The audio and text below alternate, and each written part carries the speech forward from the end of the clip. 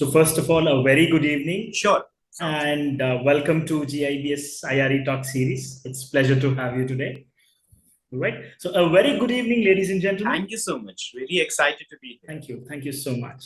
So once again, ladies and gentlemen, a very good evening to all the audience who have been present amongst the GIBS IRE Talk Series. I'm Professor Sandeep Ansali from the team GIBS Business School in Bangalore. And it gives me immense pleasure to host this IRE Talk Series. And our today's keynote speaker is Mr. Yash Tiwari. Before we proceed with the profile of Mr. Yash, I would love to share a few insights about GIBS Business School. Here at GIBS, we believe to create an environment that fosters personal and professional growth by emphasizing on innovation, research, and entrepreneurship. GIBS is under a charitable trust, Goel Educational Trust, and majorly we offer two major programs, BBA, which is an AICTE, BBA from Bangalore University, and PGDM, which is an AICTE Approved Program. And these both the programs are designed to develop the leadership skills, enable networking with professionals, and promote community contributions. Today, we are honored to have Mr. Yash as a keynote speaker, who's a globally renowned mentor for youth, an award-winning international public speaker, TEDx and Joe speaker, best-selling author of multiple books, an international record holder, and a mental health awareness advocate. So today's topic is Speak Up and Stand Out, building dynamic communication skills for today's modern world. I'm sure this session undoubtedly will be beneficial for all of us to proceed further in the course of our life or our journey, I would say, irrespective of we are students, we are professionals, we are people from the family background, whatever it is. I'm sure this session is going to be very, very fruitful. But before we proceed further, it's my honor to introduce Mr. Yash to this August gathering. Mr. Yash is an accomplished youth mentor, renowned #1 best-selling author, and international winning public speaker. His work has been recognized on multiple occasions, and influence extends far beyond his age. I'm sure he looks very, very young, so please don't go by his age. He is he's been very verified social presence on Facebook, attest to his credentials as impactful youth influencer. He's an RJ as well, who has made a significant difference in the world. As a youth and a dynamic author, Mr. Yash has written several books, including critically claimed A Celebration in Tribulation, written when he was only 16 years old. He has also been authored A Pandemic 2020, Rife of the Virus, the world's first fiction novel ongoing coronavirus outbreak, for which he had received both Indian Books of Records as well as Asia Book of Records International Award for being the youngest author to this fiction novel on COVID-19. Congratulations, Mr. Yash, for having wonderful awards coming to your kitty. And we are really happy to welcome you today to this session. And I'm sure the way you have your strength, which you say storytelling, is one which leads everything. So I'm really happy to know that. And Mr. Yash has delivered a lot of thought-provoking sessions to the esteemed institutions such as IIM Guwahati, NIT Karnataka, Maitri College, University of Delhi, and many, many more. He's been a TEDx speaker multiple times, and he's also a Joe Stock speaker. One of his sessions had more than 500,000 of viewers for a brief time of period. That's really amazing, I must say. And you have been again awarded with Youth Author of the Year 2020 by TIA and Nation Choice Award 100 Top Educators by Glansterix and 100 Top Inspiring Authors in India by Indian Awaz Among. I'm sorry, Yash, I'm cutting down your profile here. If I go on, I think it's not sufficient for me to, even 1 hour is not sufficient for me to do so. So please excuse me for that. I beg a pardon for that. And one last information for all the participants. I'm sure this session is going to be very, very interactive. So if you have any questions, any queries, you can put it in the Q&A section. We will take it at the end of this session. Over to you, Mr. Yash. I will not take too much of your time. So we would love to hear from you.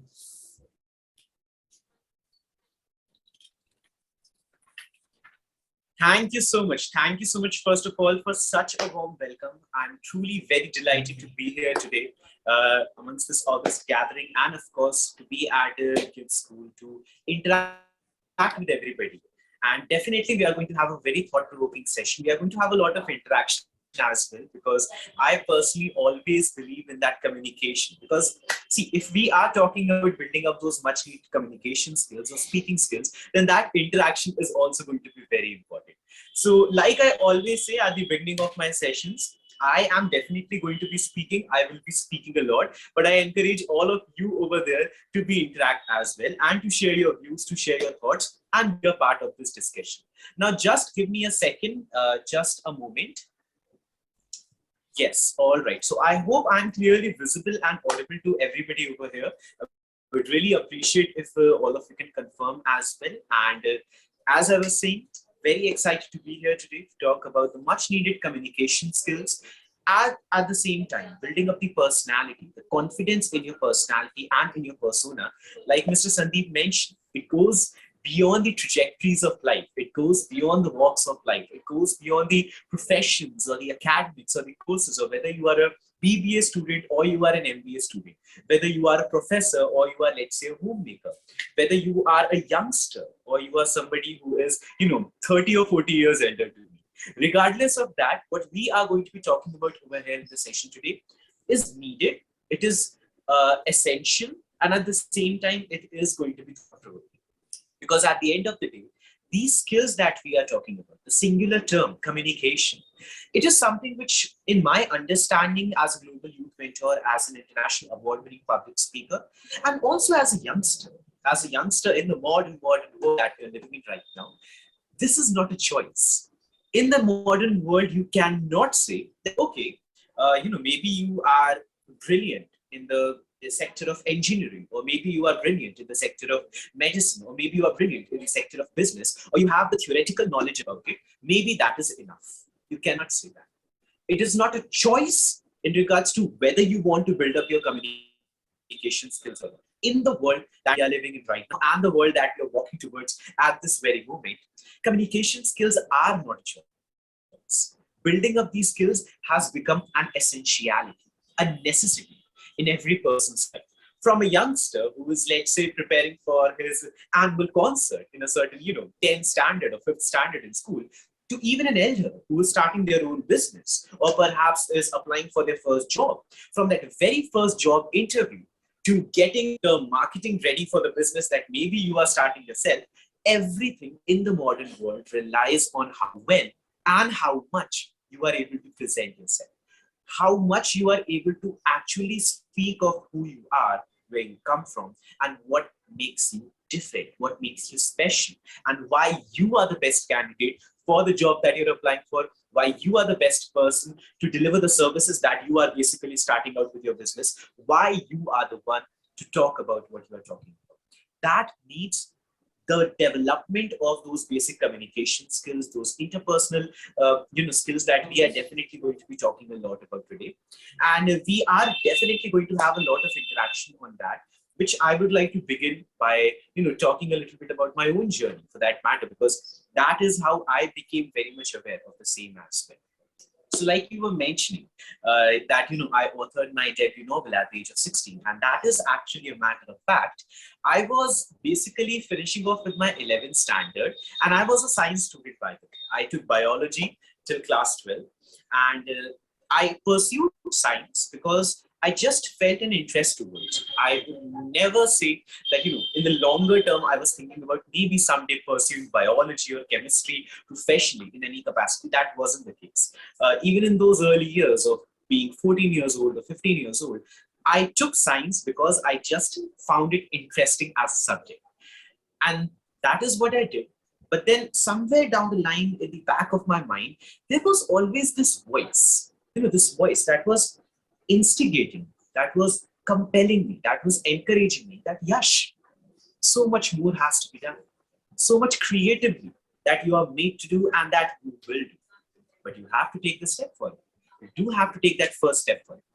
And as a matter of fact, I'm told about it from my parents basically, but I used to write these stories and poetries and stuff like that when I was just like 6, 7 or 8 years old, and they would upload it on an online blog. So I am somewhere down the line aware of the fact that, okay, this knack or this interest or this inclination towards storytelling or creative writing or just speaking and communicating in general has been there since a very, very long time.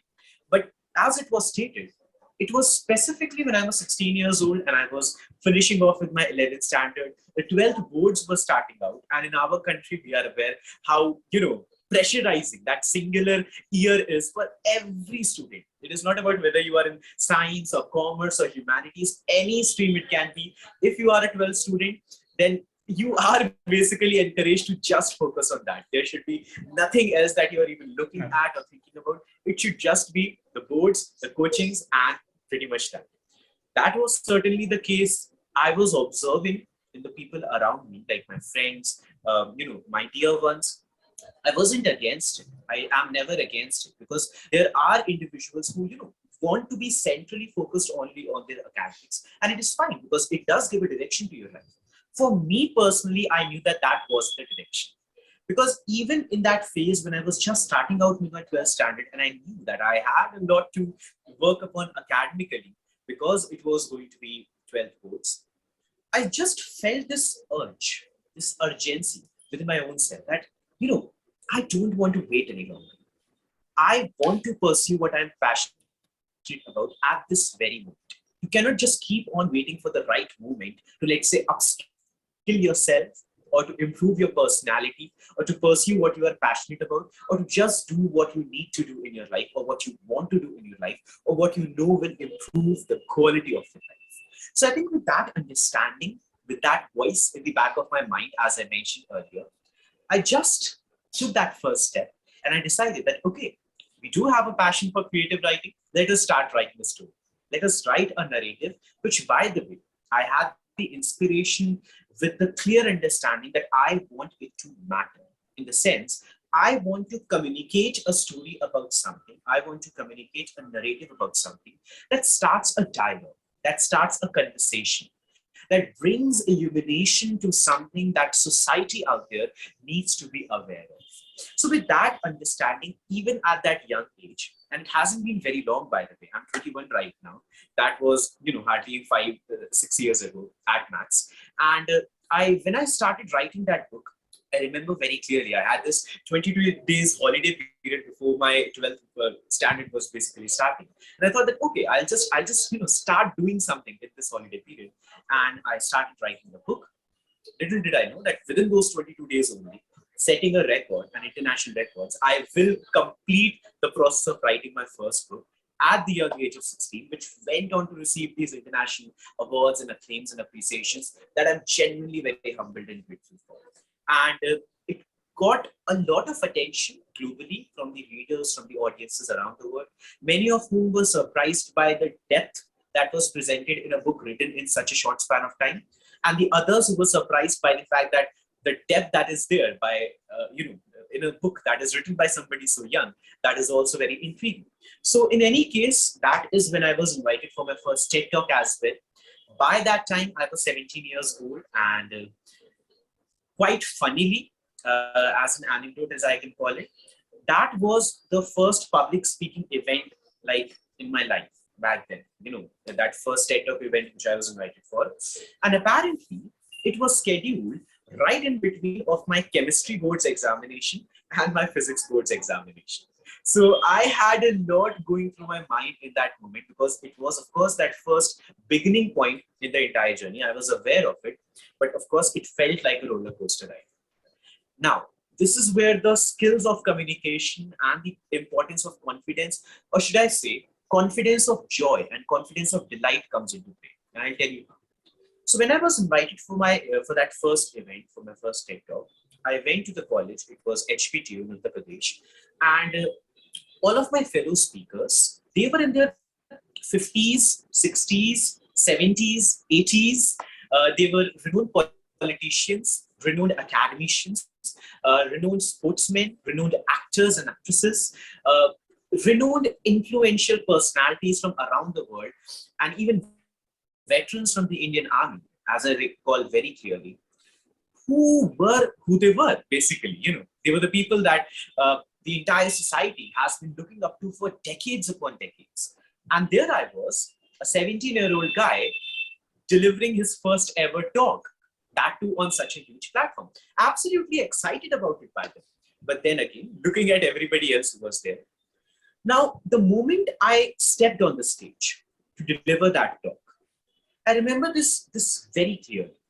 The moment that spotlight came on me and the camera was focused on me, the multiple cameras that were lined up over there, I knew that, okay, there is a huge gathering of audience in the auditorium where the event was being conducted. I was aware of it. But then what I was more aware of, what I was deliberately more and joyously more focused on was the camera. And I'll tell you the reason behind it. Because I became aware in that very moment that from this point onwards, every single word that I'm uttering, every single word that I'm verbalizing, every single thought that I'm communicating, and every single message that I am publicly speaking, from this point onwards, it is going to positively impact and inspire and give a direction to millions upon billions of people out there in the world. This is what I became aware. And of course, it was very much about that talk. And it also became very much about a direction in my own mind that I could see, as well as I decided for the rest of my life that this is what I want to do. Channeling my voice and words and my clarity of thoughts and creativity and that positivity to positively impact and inspire the entire world as I communicate, as I speak, and as I impact them through those words and through that words. That is when I decided that this is what I want to do for the rest of my life as well. And this is where a very important point comes into play as well, because many times, and I think youngsters over here in our audiences would quite relate with this fact, they would say that when you are speaking for the very first time, or when you are being asked to speak for the very first time, like many of you might be encouraged to participate in debate competitions in your college. Many of you might be very much scared about the job interviews or the group discussions that happen right before that. You feel afraid about it, right? When those mock interviews are conducted in your college, when those activities, those interactive activities are conducted in your college, you feel scared. You feel that sense of dread or anxiety about speaking for the very first time. And this is what you need to remember. And this is a bit biological, but bear with me when I say this. In our body, there is this adrenaline. I don't know how many of you would be aware of it. There is this fluid called the adrenaline. Whenever you are doing something out of the box or something that requires for you to act instantly, this adrenaline starts flowing in our veins. Now, this adrenaline basically has the tendency of giving that fight or flight response to your body, your being. While doing something that is a bit out of the box, like delivering a talk or speaking on mic or participating in that group discussion or delivering answers very confidently in a certain job interview, that adrenaline you can either direct towards the anxiety or nervousness, thinking of, everybody's listening to you, everybody's listening to every single word that you are saying, and you become anxious about it. Or you can direct that adrenaline towards the excitement instead of the anxiety or the nervousness and give a positive spin to the situation. Everybody is going to listen to you. Everybody is going to listen to every single word that I'm saying. The spotlight is on me. The camera is on me. This is what I love to do. This is what I passionately want to do. In that job interview, when you say, think of the joy of speaking the answers. Even when you might not know every single answer, think of the delight of having the opportunity to speak something on what is being asked. And I know this sounds a bit philosophical, but I am an author, so that philosophical spin is always there in whatever I say. Especially even with communication skills, you do have to develop a tendency of optimism, that tendency of looking at the glass half full side, because that is where you generate the internal confidence as well. The confidence which we talk about, not just for the communication skills, but for the various other activities in your life, whatever it might be, whether it is about pursuing your passions, performing well in your exams. Where does the confidence for the same comes into play? It comes from the joy that you generate in your heart about whatever you are doing. At times, whatever you are studying might not be something that you feel absolutely excited about, but just try to find something of insight in it. Just try to find something of value in it. Trust me, that is when the confidence of even cramming up the information right one night before the examination comes into play and happens properly. So it is absolutely essential that there is a sense of confidence, there is a dimension of confidence in all that we do, but especially for the communication skill that we are going to further talk and interact about in the session ahead today as well. Confidence is something that you cannot miss out on. It is something that basically forms the foundation of everything that you are willing to speak, that you are willing to communicate, that you want to talk about. Like, for example, I'll just give you an idea about it. So when I was invited for this talk, this session, and I knew that, okay, it is scheduled for 5 p.m. I was at the gym not very long ago, like half an hour ago or so. Right after that, I headed back home. I came here, I dressed up properly, and I hope I look fine. And I just sat down, and here I am. As soon as I was said that, Mr. Yash, the stage is all yours, the mic is all yours, start speaking. And I just started speaking. It isn't something that I had to prepare for or I had to write down a script about. Why is that the case? Because first of all, I am speaking from this understanding that is there in the mind, the clarity of thoughts. But more importantly, I am speaking out of joy. I am speaking out of a confidence which is generated based on the delight that I have for the words, the voice, and to communicate. This is, as I mentioned, what I genuinely feel passionate about, to speak and to interact. And I'm not asking everybody to become a public speaker. Trust me, I'm not asking all of you to do that. But when I said at the very beginning of this interaction that communication skills in the modern world is not a choice. It is not about whether you want to develop the communication skills or not.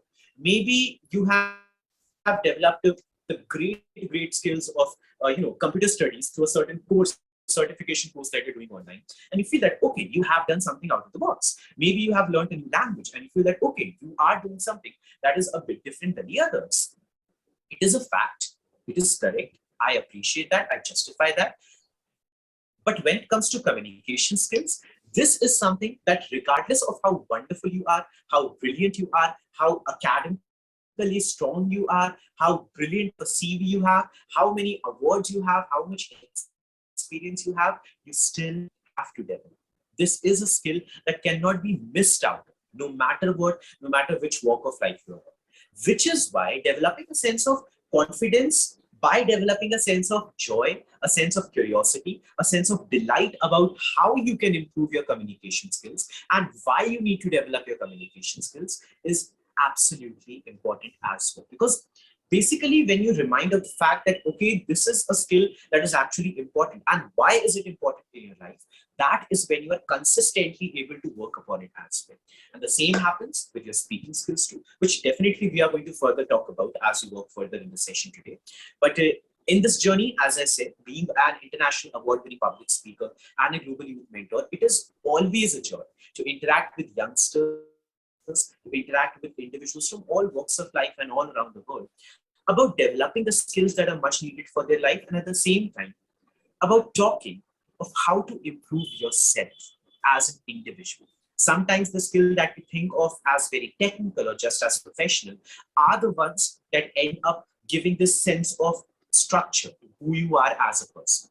And I do hope that communication skills that we will further talk about in the interaction today in the session definitely will give that structure to your life, to your vision, and to the direction of your life as well. Great. I must say, Yash, the way you have been summarized the importance of communication in every phase of life is just amazing. I must say that since we said we'll take up the Q&A, there are a lot of questions which has been flooded in this. So one question, first I would like to take it by Sanjeev. He asked, how did you achieve so much of success at this young age? And what were the obstacles or the challenges you faced during that phase, specifically when you were achieving this success or you become author and things like that? And what role does your communication skill play in that? So communication skill plays a very pivotal and a very integral and a very fundamental role, because it is a journey of public speaking. Being a public speaker, this is something that I require on a very basic level. Now, when I talk about the journey itself, the challenges, as you mentioned very particularly, I have talked about it time and again in my interviews as well as in my Josh talks. This was something, the skill of communication itself, which I understood the importance of at a very early age. So I used to be that quiet kid at the very back of the classroom. If you all remember that sort of kid in your classrooms, I was very anxious to even interact with my own classmates or to give a response to the teacher who might be asking a question. And this was like when I was 12, 13 years old. So this was way back in the time. Now, in that moment, I understood one thing, that interaction is something, as I have been seeing time and again in the session today, it goes beyond how young or old you are. It goes beyond whether you are just a school student or you are somebody who is teaching, whether you are a working professional or you are somebody who is taking care of a house. It is something that you need to do. It is something that majority of things in your life depends upon how well and how much you can interact. So development of those communication skills and the interactive skills is something that I found as a very important journey in my life at a very young age. But then again, overcoming that anxiety or that fear or that basic nervousness that you feel around the people around you, or even when you are alone, is not an easy journey. It definitely is a long journey. It can be a long journey, and it requires that consistent, deliberate effort. Now, along with that, once I did start working professionally in this avenue of being an author or being a writer or being a public speaker, another very interesting challenge which I can talk about, which I think many other working youngsters out there would be able to relate with or connect with or would have their own insight about, is that of something called youthism or reverse ageism, if you may call it that way. And this is something which I have also delivered a TED talk about, if you guys would like to check it out. Basically, what happens is, ageism is a term which I think everybody is aware of. Basically, age-based prejudices and age-based discrimination, which often happens in workplaces, where the people are judged based on how old or how young they are, their experience, their potential, their efficiency, their workability is judged on how young or how old they are, or how young or how old they look. And as I mentioned, as it has been mentioned, I started when I was 16 years old. That is when I authored my first book. That is when I started delivering talks and sessions around the world. So I remember that in the very initial phase, like in the very, very initial phase, I would be invited to these corporates or these international platforms and these sessions where the audience would be like 30 or 40 years elder to me. And I was also young. I was also, just figuring everything out. So seeing that sort of an audience, which was decades upon decades elder to me, of course, it might have felt not daunting per se, but definitely something that I need to, focus on and create a positive impact for. Now, when I would go to those events in the very initial phase, I would see that, okay, initially they are a bit conflicted. I can see from their expressions that what is this 16-year-old guy even going to teach to us? What is this 16 or 17-year-old guy going to talk about? Like, what does he have to talk about exactly? That was the first few minutes of the event. By the end of it, by the end of that hour-long session, which definitely always gets extended to 1 hour, 30 minutes or 2 hours, everybody, the same audience that is decades elder to me, stands up, applauds in unison, and is making a line to take pictures or take autographs or to just appreciate the fact that initially they were doubtful what a 16-year-old can teach them about, but by the end of the session, they knew exactly what it was going to be, and they were appreciative about it. They felt value in it. Now, of course, now at a more matured phase in my life, and with the experience, I'm more aware of it. So now ageism is not even something that I think of as a challenge, because right now most of the people that I guide or mentor in my workshops or masterclasses or sessions are basically working professionals or 30 or 40 years elders to me, or are in their own work experience basically of long times. But then initially it was definitely something that I had to crack through, that I had to figure out that how do I juggle with it. The same happens with so many aspiring entrepreneurs around the world, because this is something which we often hear of when youngsters who maybe are just school students or are just freshers, they have the academic knowledge, they have the basic concepts in their mind. They want to start something, they have a startup that they want to initiate, they have a platform that they want to work upon, but then they are stereotypically judged on how much can they do at such a young age. You are too passive, you are too young, you just don't have the experience to do what you are doing, which requires experience, which is like catch-22, because in order to get that experience, you have to start somewhere. But then again, it always is a confusing scenario for the youngsters to navigate through. So even for me as a public speaker and as a global youth mentor, initially that was a challenge per se, which I had to crack through, but now definitely is something which I guide and mentor about and even help the youngsters out about. So even in future, if the youngsters who are listening to us right now, if you feel challenged by the same, if you have the same issues, feel free to reach out. I'll be more than happy to guide on the same. I'm sure, Yash, after this, there will be a lot of audience will be bothering you to ask so many questions about the communication, I would say. I'm always glad about it. And you mentioned about one thing which is prejudices, which a lot of people have it, the notions which they have it, that this is how it has to be, this is how it has to be. Communicate, everybody, when we speak about any field for that matter, the first thing which they say is communication skill.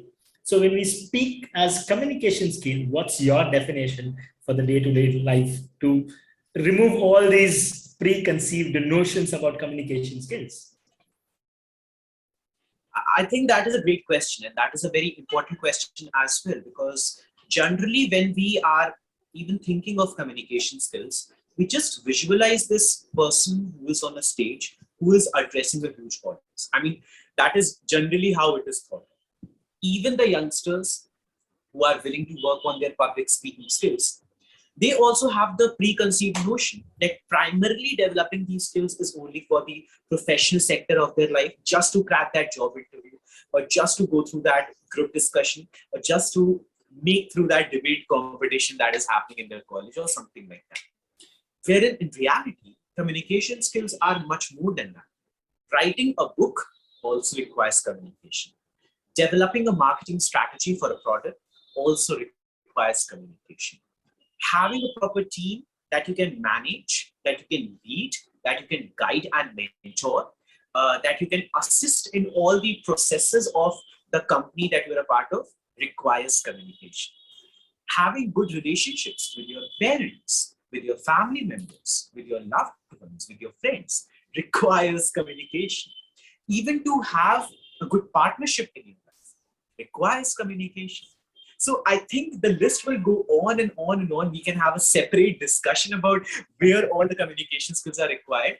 But the one thing that remains constantly important to be understood and to be etched in your mind is that communication skills can benefit the professional sector of your life. It goes without saying, but communication skills are not just required for the professional sector of your life.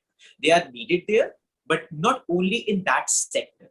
In all the other avenues of life, from the professional sphere to the personal sphere, from the group-related setting to the individual setting where you are just sitting with yourself, you are meditating on who you are, what you want to do, what your passions are. You are doing the SWOT analysis like you do of business models. You are doing a SWOT analysis of your own self, what your strengths are, what your weaknesses are, what are the opportunities in your life, what are the threats in your life. How do you do that? You talk with yourself, right? You think of who you are. You become honest when you talk with your own self. This is what you want to do. This is what you want to pursue. This is where you want to go in your life. All of that requires for you to communicate.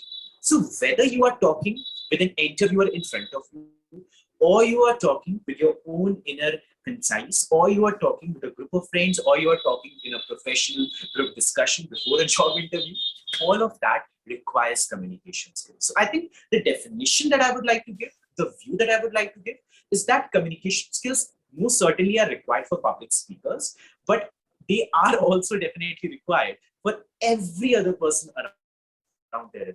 How much you are utilizing it, in what capacity you are utilizing it, that can be your call. But the development of these skills, as I said earlier, is not a choice in the modern world. It is a necessity for you to even survive, let alone thrive in the modern world of today. Great. As you said, it is a necessity. So I'm little curious to know one thing here. That what do you think? What is the right age to be a good communicator or start developing the habit of getting this public speaking or communication? Is there any age for that where they have to, okay, now I'm 16, so I have to start on communication skills or public speaking skill? As such, is there anything as such? Sure. So I'll just give you, a situation for this. I'll try to explain this with a very understandable example. And most of the audience members over here might be college students. So you are closer to your school years, you might be remembering it with even a greater clarity. Let's think of a 5-year-old who is just enrolled in school. Okay, the kindergarten, the 4-year-old or 5-year-old who is just enrolled in school.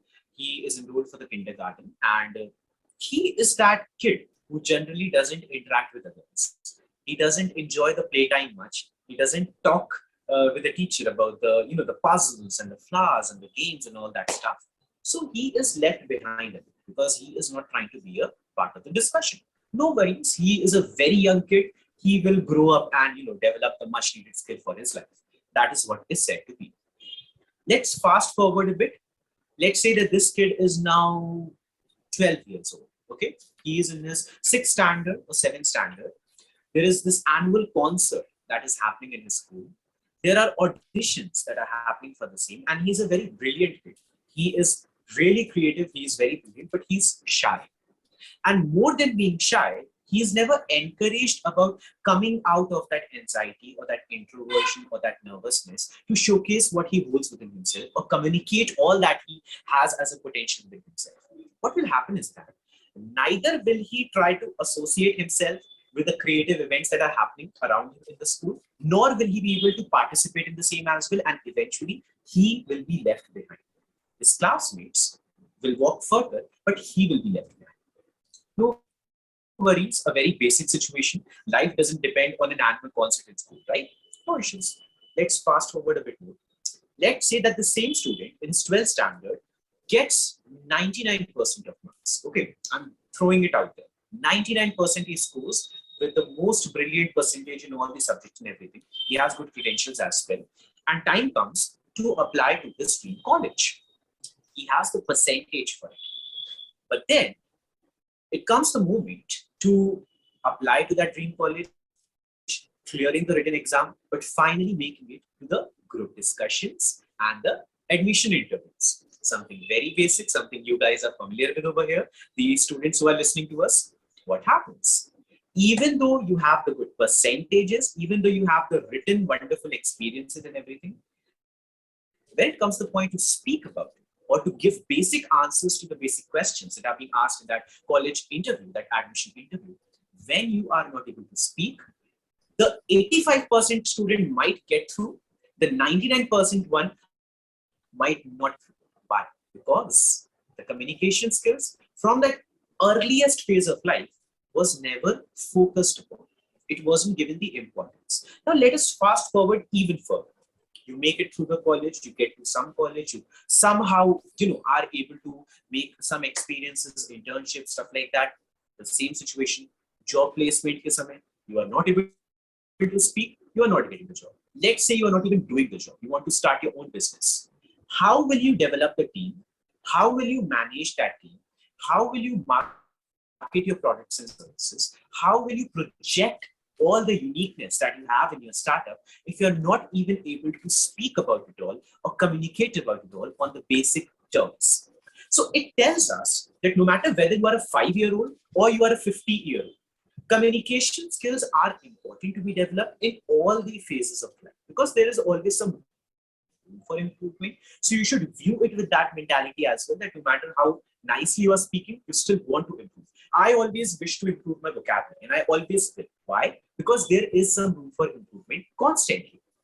When I write one book, the next one that I write gets improved. The third one that I write is even better. Now the next one that I will write, I know in quality, it will be much better. Because as you progress further in your life, the quality improves. You at the same time have to remember that you genuinely do want to progress with that improvement in your mind.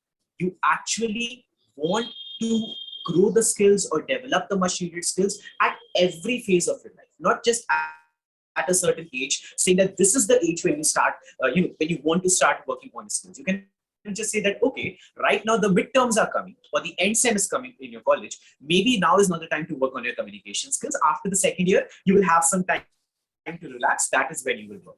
Or right before your internships, right before your final year job interview, that is when you will start working on your communication skills. You will have enough 2 months or 3 months for it. It is not a crash course, guys. It is not a crash course that you can just sit through. That is not what it is. It is a life skill. It works out when you are consistently and regularly working upon it from this day onward. So not thinking of working on your communication skills after 5 years when you have some time, rather making out time at the present moment and working on it right now in order to succeed through those 5 years when you look at it in the future. So that would be my take on this question. I must say that when you say there's no age as such, but somewhere I feel there's a lot of mental math also is involved when we speak about communication, right? When we say being building a mental well-being or rather self-esteem, I would say, plays major important role, right? So I want to understand one more thing here. So do you think that building communication skill has an impact on building mental well-being or the vice versa? Oh, absolutely. I think that goes without saying. Like yesterday only, I was in Faridabad and I was delivering a session. These college students, they were also BBA, MBA students, and I was interacting with them about, developing their communication skills, their personality development, and everything. Now, in that session, there was this very interesting answer that I got from a certain student. I asked them that, why do you feel anxious whenever you are speaking? And she told me that she feels anxious because there is this public anxiety. Like she used this term. I don't know how grammatically correct this is, but the term that she used was, she feels this public anxiety. I asked her to explain, what is it exactly? She said that whenever she is speaking in front of people, like in that moment, when I asked her to answer the question in front of, 500 to 600 of her fellow classmates in that state, she was feeling anxious, not about what she was speaking, rather she was feeling anxious about what everybody in that room was going to judge her based on, or how everybody in that room was perceiving her to be. And that public perception impacted her psychological confidence, which impacted the trembling voice with which she was speaking, the shakiness in every single word that she was vocalizing. Her answer was appropriate for the question, it just wasn't confident. My point is, when you are not working on building up a strong psychological dimension, it impacts how well or how confidently you can speak. And in the vice versa setting, the other side of the point, when you are not trying to develop a confidence while you speak, while you present yourself, communication, as I said, can be in the written form as well, it can be in the verbal form as well, it can be even in a PowerPoint presentation, by the way, whichever form you're talking about. When you're not working on building that confidence in all those settings of communication, of course, psychologically, you feel weak. Psychologically, you feel this lack of confidence or that lack of wellness. So it works in a very twisted manner where psychological wellness is required, mental health wellness is required for you to speak properly and confidently, and confidence in your communication is required for you to psychologically feel well, mentally feel confident, whenever you are trying to do something a little bit out of the box, a little bit exciting, a little bit dependent on the adrenaline within you as well, like we talked about in the very beginning of the session today. So in my view, definitely there is a deep correlation between the psychological wellness and the public speaking too. And at the same time, I think, it is very understandable if we talk about it. When your, let's say, a certain body part is fractured, you stop functioning with that body part, right? The entirety of your physique is hampered. Even if a toe of yours is fractured, you're not able to walk properly, though the rest of your body is working fine. If your hand is fractured, you are suggested or recommended to rest because the rest of the body will not be able to function properly. That happens whenever there is a physical injury, because even you are paying attention to it. But whenever there is something going on, whether you call it tension or anxiety or depression or stress or whatever you might want to term it as or name it as in your mind, in this area of your, your wellness, your being, your existence, why is it overlooked? Why is it not valued as much or even similarly to any other physical injury that you have? Because what happens is the psychological injuries, the psychological anxieties and tensions and stress and the depressions are just left there to be taken care of on their own. You just feel that maybe nobody will be able to perceive it, but in reality, the confidence is hampered. The way in which you communicate or you just do things in general is hampered. So I think the acceptance towards mental health and mental well-being is a great challenge that as a society as a whole, we all still need to work upon. I, being a mental health awareness advocate, always make it a point to, include this fact, include this point, include this aspect in all of my books, all of my sessions, and I always will do that. And I've encouraged the youngsters over here to also take up the discussion about this important subject matter, not just in regards to communication skills, but in regards to the overall wellness of your life based on the overall wellness of your mind. Great. I must say that's exactly the right way to put it across. I'm sure a lot of our audience have got to know what it is. So when we speak moving ahead, there's one question which has been asked by Khushbu Rajliwal. She says, how to overcome that sense of hesitation to ask your problem or any other thing to a senior or the teachers. I personally hesitate a lot to ask help for what other people might think. After her question, I get one thought or one quote in Hindi which says, "Sabse bada rog kya kahenge log," right? So there's always a thought behind that. I have an answer for it. I have an answer for it because this is yet another point that is time and again asked by my audience members and college students or school students. Whenever I'm talking about communication skills, and I ask them, why do you feel scared of speaking? And they just say like that public anxiety wala fact that, what would people say? Log kya kahenge? And the answer always remains the same. And I know it is a cliche, but bear with me. Kuch to log kahenge, logon ka kaam hai kehna. It goes without saying. And you have to stick to it. I know it sounds like a cliche, but it is what it is. It is needed to be remembered. It is needed to be valued in your life because at times you are doing things that are unconventional. You are establishing startups based on everything that you're learning in college right now, which to your peers, to the people around you, even to your classmates and your best of friends might feel unconventional, might feel a little bit out of the box and even, not dependable. But it is you with your conviction, with your confidence in who you are, and with the thought in your mind that kuch to log kahenge log ka kaam hai kehna, that you actually do something remarkable, that you actually, establish something that is out of the box and that can create a revolution. So always try to value yourself and your own opinion on whatever you have to ask or whatever you want to ask, rather than just the opinion of the people around you. Understand that, acknowledge that, try to figure out if the people around you, if they're criticizing you on something or if they're pointing out something, is there something of value to be learned from? Like, I'll just give you an instance over here. If, let's say, you ask a question about a certain topic that is being taught in the class, and even if the mentor or your classmates point out that why are you asking this question? How is it even relevant in the moment? Don't try to discourage that entirely. Maybe there is something to actually learn from that as well. Maybe they are trying to make a point. They are speaking it for your betterment only, to give you further clarity on the subject matter. But then it should not be a fear. It should be a curiosity. It should be something with an inclination towards learning more that you should be asking.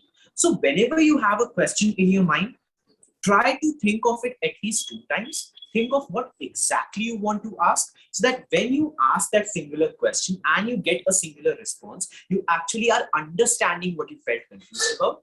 And when you think about something at least twice, you try to clearly articulate the question in your mind. What happens is, even you become conscious about the fact that whatever you are asking is something that you actually want to ask. You are not asking it only to raise your hand in the class and appear like somebody who asks questions.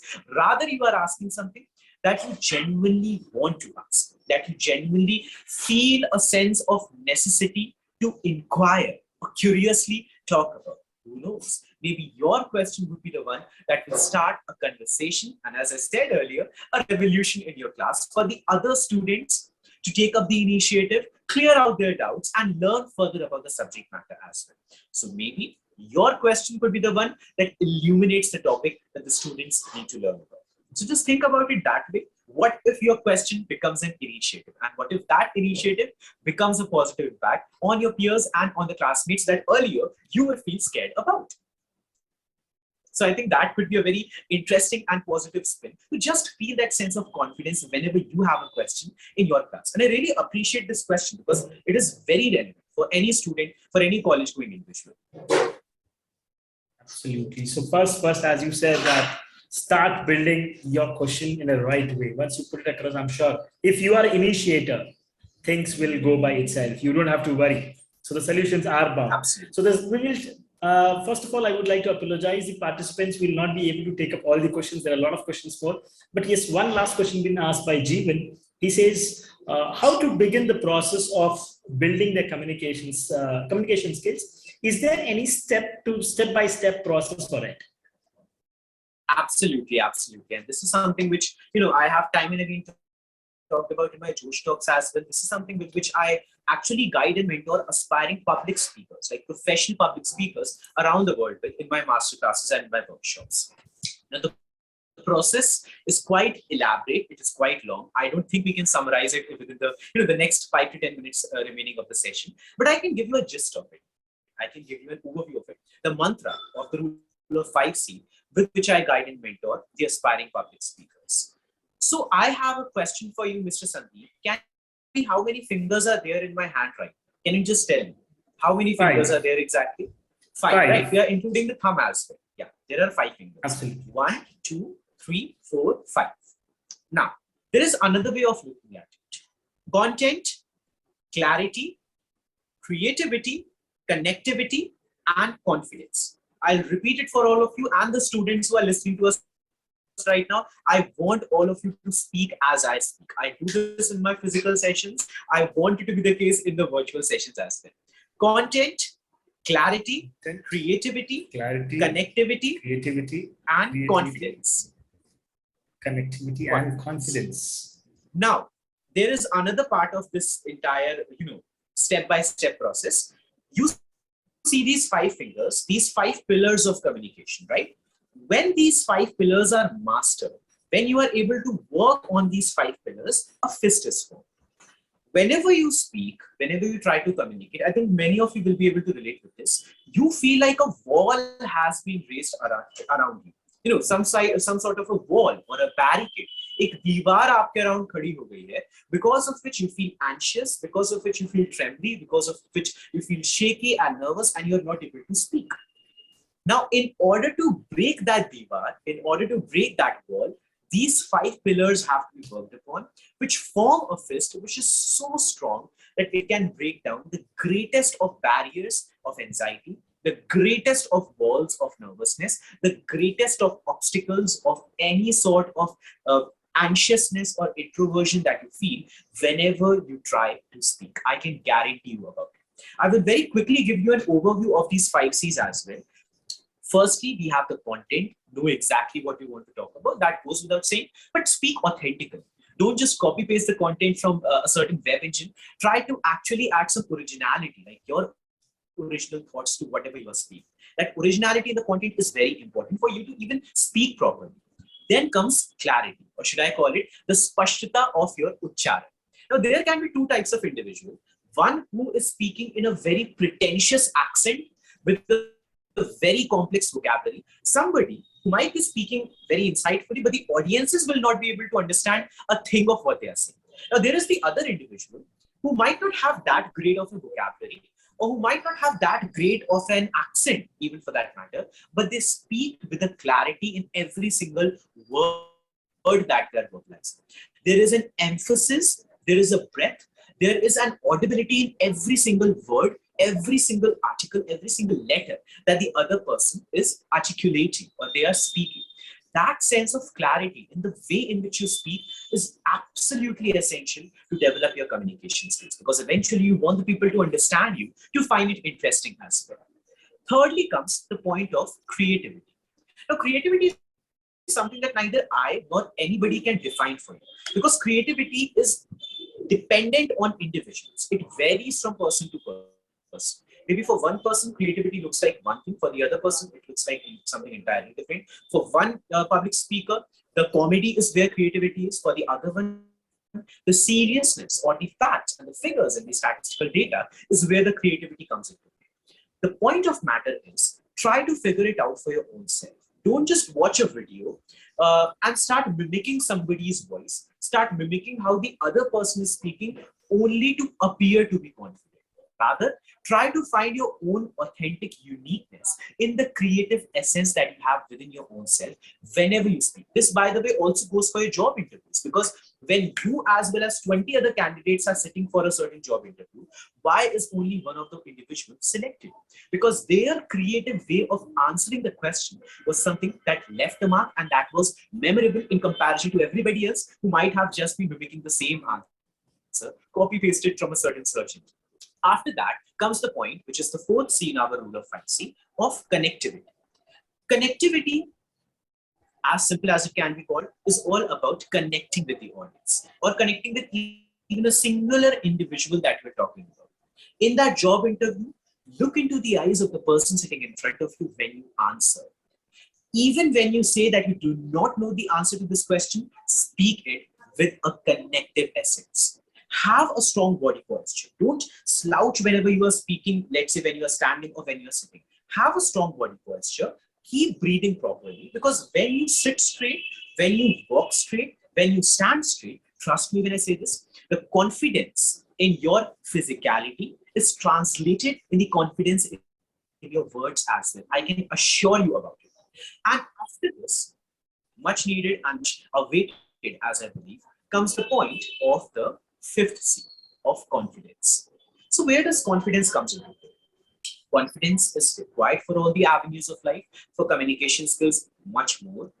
But in order to build the confidence, I can give you like hours upon hours of session, but to simplify it right now in a singular sentence, in a singular fact, think of who you are as a person exactly. Not mimicking, not pretending, but genuinely presenting your unique voice, your actual voice, genuinely presenting your unique self, your actual self, and genuinely presenting and communicating your actual true thoughts. If you are asked a question in a job interview and you do not know the answer for it, don't beat around the bush. I can tell you when I say this, when you say that you do not know the answer, just to that one question and all the others you have answered, it doesn't impact your overall performance. It simply states that you are confident enough to own up to what you know and what you do not know, to own up to who you are and who you want to be, and that is it. Because confidence comes from a place of genuinely respecting yourself.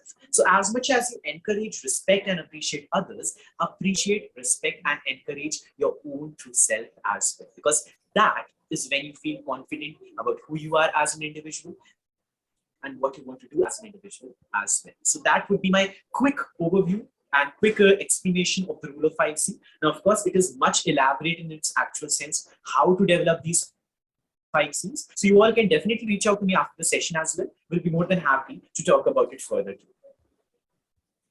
Great, thank you so much. I would say these 5Cs summarizes the entire communication, I would say. But yes, in detail, it is quite a big topic altogether to discuss on. But the way you've put it across Absolutely. In very, very gist is really amazing, I must say. Thank you so much, Mr. Yash. It was, we have humble gratitude towards you for being with us. We understand you were quite held up with a lot of things, but still you made a time for all of us to share your experience and expertise. You have been really generous in making us understand about the communication. So we are really thankful to you for being a part of this GIBS IRE talks. And again, I would like to apologize the participants. There were a lot of questions which we could not take it up. I'm sure Yash is really very, very active in social media as well. So I'm sure you can also get in touch with Mr. Yash. He's there in YouTube. Absolutely. He's there. I mean, in multiple platforms he's available. So you can reach him out for any further things if you want any assistance, personal assistance. Right. And once again, thank you so much for enlightening us with your wonderful thoughts about communication. And I would also like to thank all the participants who have been part of this GIBS IRE talk series and making it a success. Right. One small announcement. Please note that all the previous webinars are already live on YouTube, and even this would go on the GIBS official channel of GIBS. You can watch it later in case you have missed out on any points. If you did not understand anything, you can rewind and check it out once again. right? And the next IRE talks is on 25th of April. That's featuring by Mr. Rohit Kumar Sharma, who was the COO and co-founder at BIS Gurukul Private Limited as a keynote speaker. So we are looking forward to see all the audience once again on 15th of April, 5 p.m. the same time. So till then, please do take care of yourself. And thank you so much, Mr. Yash, once again for joining us. I'm sure I will follow you on every platform. I've seen a lot of your TED Talks and Joe's Talks also before just entering this session. You are just amazing, I must say that. Thank you. Thank you so much for that. Thank you so much. Thank you. It was absolutely a delight to be here and to interact with you as well as the audience members of GIBS. Definitely, as you mentioned, all of you can reach out to me at Yash Tiwari Speaks on all the platforms and ask your questions. And most certain, eagerly awaiting to once again connect with the students sometime soon. And thank you so much for having me. Truly a delight to talk about it. Thank you. Thank you so much.